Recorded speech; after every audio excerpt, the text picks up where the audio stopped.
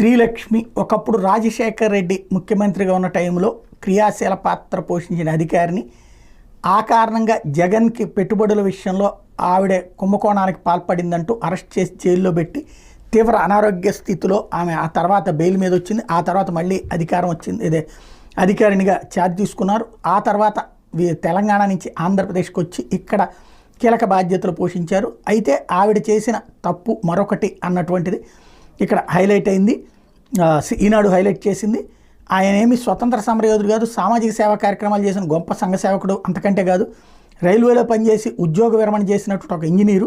మచిలీపట్నంలో ఏడాది జనవరిలో వై నాగేశ్వరరావు స్మారకంగా ఒక పార్కును ప్రారంభించి అందులో ఆయన విగ్రహాన్ని కూడా ప్రతిష్ఠించారు. కేంద్ర రాష్ట్ర ప్రభుత్వ సంస్థలు అనేక మంది ఏటా ఉద్యోగ విరమణ చేస్తుంటారు. వాళ్ళందరికీ లేని ప్రత్యేకత నాగేశ్వరరావులో ఏముందని అనుకుంటున్నారా? ఆయన రాష్ట్ర పురపాలక పట్టణాభివృద్ధి శాఖలో ప్రత్యేక ప్రధాన కార్యదర్శిగా పనిచేసిన శ్రీలక్ష్మి తండ్రి కావడమే. నాగేశ్వరరావు పేరుతో 2